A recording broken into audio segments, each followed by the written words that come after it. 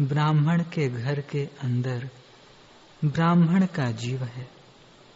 उस जीवाकाश में कमल में भ्रमर की नाई, समुद्र, नद नदी और वनों से परिपूर्ण यह पृथ्वी है। जैसे निर्मल आकाश में कुंडल के आकार के केशों का भ्रम होता है, वैसे ही उक्त पृथ्वी के किसी एक निर्मल कोने में नगर, देह आदि की प्रतीति होती है। उस ब्राह्मण के घर के अंदर इस सृष्टि के उत्पन्न होने पर भी वह घर अभी ज्यों का त्यों बना ही है, विनष्ट नहीं हुआ। उस विप्र गृह के उदाहरण से आश्चर्य के लिए कौन सा स्थान है, क्योंकि त्रसरेणु के अंदर भी जगत समुदाय स्थित सा है। भद्रे परमाणु रूप चिदात्मा में भीतर भीतर अनेक जगत विद्यमान है। फिर उक्त चिदात्मा में ब्राह्मण के घर की असंभावना तुम क्यों करती हो? लीला ने कहा, हे देवी, आज से 8 दिन पहले उस ब्राह्मण की मृत्यु हुई थी और हमें उत्पन्न हुए अनेक वर्ष बीत चुके हैं। हे माँ, वे ही दंपति हम हैं, यह कैसे हो सकता है? श्री देवी ने कहा, सुंदरी, जैसे देश दैर्घ्य नहीं है, वैसे ही काल दैर्घ्य भी है ही नहीं। इस विषय को युक्ति पूर्वक तुमसे कहती हूँ, तुम सावधान होकर सुनो। वशिष्ठ जी बोले, हे विद्याधर, आत्मपद को पाने का यत्न करो, जिसके जानने से संसार समुद्र तुच्छ हो जाएगा। वह आत्म तत्व सब में अनुस्यूत और सबसे अतीत है। उसके जानने से अंतःकरण शीतल हो जाता है और सब ताप नष्ट हो जाते हैं। हे साधो, फिर उसका त्याग करना अविद्या और बड़ी मूर्खता है। हे साधो, ये सब पदार्थ ब्रह्म स्वरूप ही हैं। जब ब्रह्म स्वरूप हुए तब मन, अहंकार, कलंक आदि भी वही हैं। किसी से किसी को कुछ सुख दुख नहीं है। हे विद्याधर, जब आत्मपद को जाना तब अंतःकरण आदि भी ब्रह्म स्वरूप भासित होंगे। जो संकल्प से भिन्न भिन्न जाने जाते हैं, वे संकल्प के होते हुए भी ब्रह्म स्वरूप भासित होंगे। इसलिए संकल्पहीन होकर स्थित हो और सोचो, न मैं हूँ, न यह जगत है और न इदम है। इन शब्दों और अर्थों से रहित होकर स्थित हो रहो कि सब संशय मिट जावे।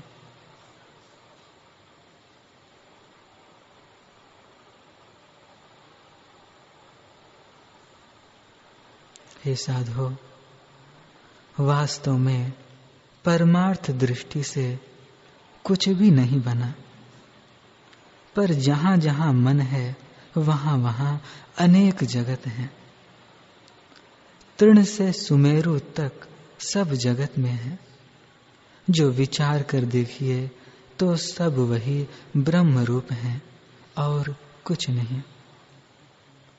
जैसे सुवर्ण को जान लेने से भूषण भी सुवर्ण भासित होता है, वैसे ही केवल सत्ता समान पद एक अद्वैत है, भिन्न कुछ नहीं, और भिन्न भिन्न संज्ञाएं भी वही है। जब आत्मपद प्राप्त होता है तब ऐसी अवस्था होती है कि जो नग्न शरीर हो और उस पर बहुत शस्त्रों की वर्षा हो तो भी उससे जीव दुखी नहीं होता, और सुंदर अप्सरा कंठ से लगे तो हर्ष नहीं होता, अर्थात दोनों ही अवस्थाओं में समदर्शी रहता है। हे विद्याधर, तब तक आत्मपद का अभ्यास करे जब तक संसार में सुषुप्त किनाई न हो जाए। अभ्यास ही से आत्मपद प्राप्त होगा।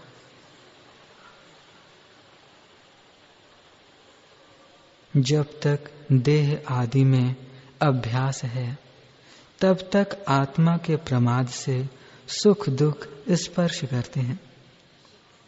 जब आत्मा का साक्षात्कार होता है तब सब प्रपंच भी आत्म स्वरूप हो जाता है।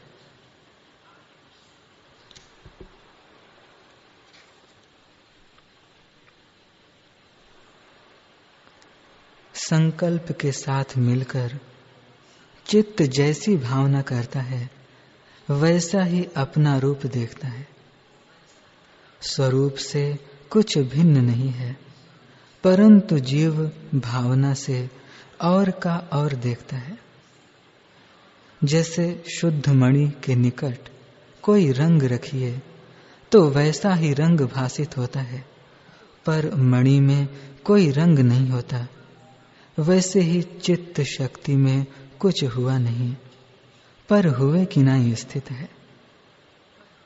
इससे हे विद्याधर, अपने स्वरूप की भावना करो और जड़ चैतन्य को छोड़कर शुद्ध चैतन्य में स्थित हो। जब ऐसे जानकर अपने स्वरूप में स्थित हो गए तब तुम्हें उत्थान में भी अपना स्वरूप ही दिखेगा।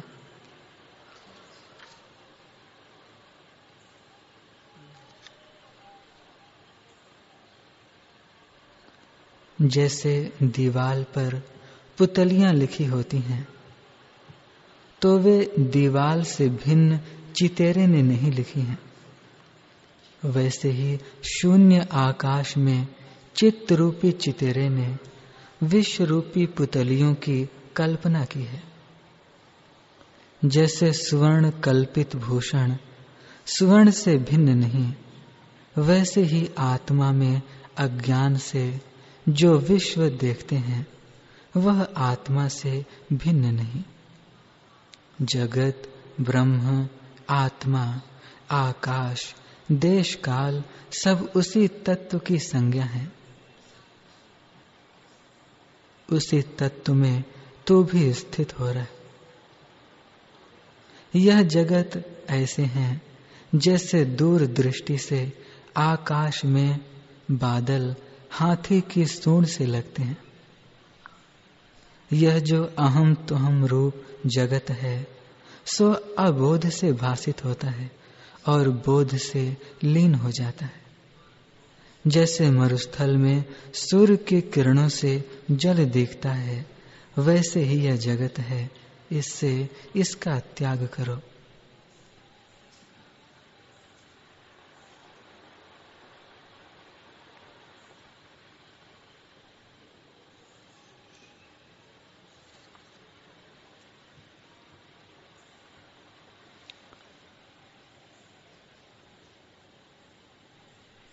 हरि ओम।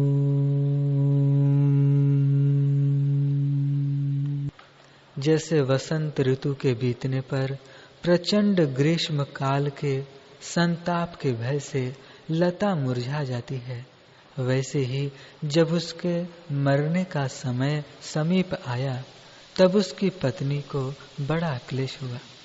तदनंतर उस सुंदरी ने तुम्हारी नाई मेरी बड़ी आराधना की।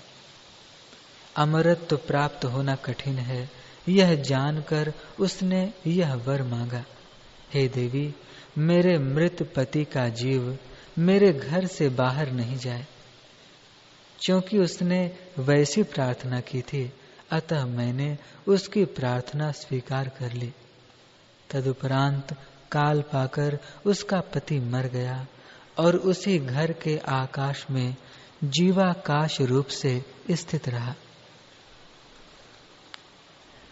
यद्यपि वह स्वयं आकाश रूप ही है, तथापि पूर्व जन्म के दृढ़ संकल्प से परम शक्तिवान राजा बन गया। उसने अपने प्रभाव से पृथ्वी पर विजय प्राप्त कर ली, प्रताप से स्वर्ग लोक को व्याप्त कर दिया। उसकी कृपा से पाताल लोक का पालन होता था। यूं तीनों लोक उसके अधीन हो गए। वह शत्रु रूपी वृक्षों के नाश के लिए प्रलयाग्नि था। स्त्रियों का मन हरने के लिए कामदेव था। विषय रूपी वायुओं के लिए मेरु पर्वत था। सज्जन रूपी कमलों के विकास के लिए सूर्य था। जैसे दर्पण में पदार्थ प्रतिबिंबित होता है, वैसे ही संपूर्ण शास्त्र उसमें प्रतिबिंबित थे। अपने घर के मध्य के आकाश में वासनावच्छिन्न ब्रह्माकाश में, अतएव भूताकाश स्वरूप उस ब्राह्मण के मरने पर उसकी पत्नी, वह ब्राह्मणी, शोक से अत्यंत कृश हो गई। अतएव सूखी हुई उड़द की छीमी के समान उसके हृदय के 2 टुकड़े हो गए। पति के साथ मरी हुई वह ब्राह्मणी अपने देह का परित्याग कर परलोक पहुंचाने में समर्थ मानस शरीर से पति के पास पहुंच गई। जैसे नदी नीची भूमि में पहुंचती है, वैसे ही अपने पति के पास पहुंचकर वसंत ऋतु में उत्पन्न हुई मंजरी के समान वह शोक से रहित हो गई। उस पर्वत ग्राम में मरे हुए इस ब्राह्मण के घर हैं, भूमि, वृक्ष आदि स्थावर संपत्तियां हैं। उसको मरे हुए आज 8वां दिन है और उसका जीव पर्वत के ग्राम के गृह मंडप में स्थित है। श्री देवी जी ने कहा, हे सुंदरी, वही ब्राह्मण आज राजा होकर तुम्हारा पति बना है, और जो अरुंधति नाम की ब्राह्मणी थी वह तुम हो। नूतन चकवा और चकवी की नाई और पृथ्वी में उत्पन्न हुए शिव और पार्वती की नाई सुंदर दंपति वे ही तुम दोनों यहाँ पर राज्य करते हो। मैंने तुम्हारे पूर्व जन्म का संपूर्ण सृष्टि क्रम कहा। उसका ब्रह्म का जीव भाव भ्रम ही मूल है। अतएव भ्रम मूलक होने के कारण वह भ्रांति मात्र ही है। यानी ब्रह्म का जीव भाव भ्रम से अतिरिक्त नहीं है। इस पूर्व भ्रम से चित्ताकाश में प्रतिबिंबित यह भ्रम रूप सर्ग स्वदृष्टि से असत्य ही है, अथवा अधिष्ठान दृष्टि से सत्य है, जो आप दोनों के संसार रूपी भ्रम का नाशक है। उस भ्रम रूप पूर्व सृष्टि से कौन सृष्टि भ्रांति रूप होगी और कौन भ्रांति से शून्य होगी। इसलिए भ्रांतिमय सृष्टि होती नहीं है। श्री वशिष्ठ जी ने कहा, वत्स श्री रामचंद्र जी, श्री देवी जी के उक्त वचन सुनकर रानी लीला के सुंदर विशाल नयन आश्चर्य से विकसित हो गए। वह विलास पूर्वक मंद मंद बोली। लीला ने कहा, आपका वचन तो सत्य है, वह इस प्रकार विरुद्ध कैसे हुआ। कहाँ ब्राह्मण का जीव अपने घर में है और कहाँ इतने बड़े विशाल प्रदेश में हम लोग स्थित हैं, यानी वे दंपति हम कैसे हो सकते हैं।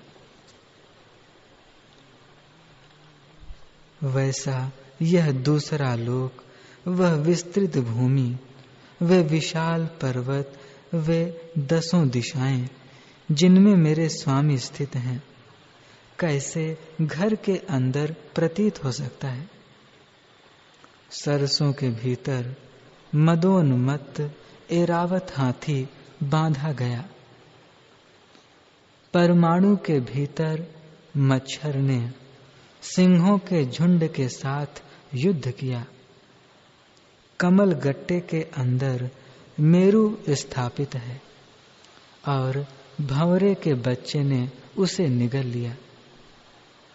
स्वप्न के मेघ की गर्जना को सुनकर मयूर बड़ा विचित्र नाच करते हैं इत्यादि कहना जैसे असमंजस है, वैसे ही हे देवेश्वरी, घर के अंदर पृथ्वी, लोक और पर्वत हैं, यह कहना भी असमंजस है। हे देवी, जिस प्रकार से इसकी उपपत्ति हो वैसा हमसे निर्मल बुद्धि से कहिए, क्योंकि अपने प्रसाद से अनुग्रहित जनों की बड़े लोग कभी उपेक्षा नहीं करते।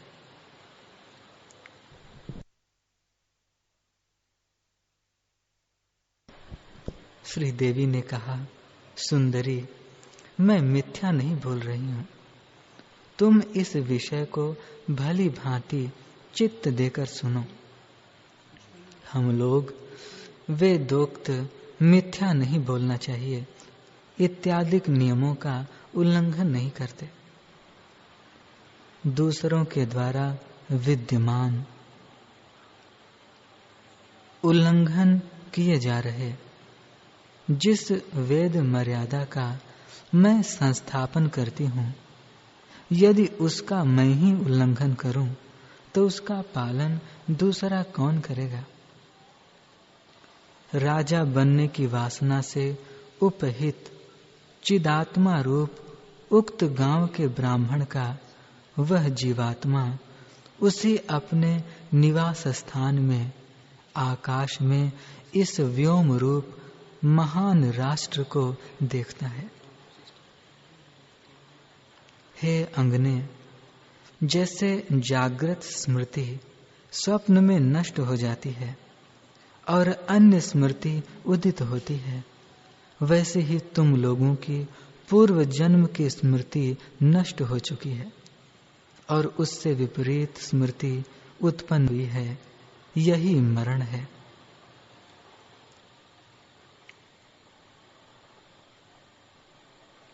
जैसे स्वप्न में त्रिभुवन है, जैसे संकल्प में तीनों जगत हैं, जैसे कथा का अर्थ रूप संगम है, जैसे मरुभूमि में जल है और जैसे संकल्प और दर्पण में अंदर स्थित भूमि है, वैसे ही उस ब्राह्मण के घर की पर्वत, वन और नगर से युक्त यह भूमि असत्य है।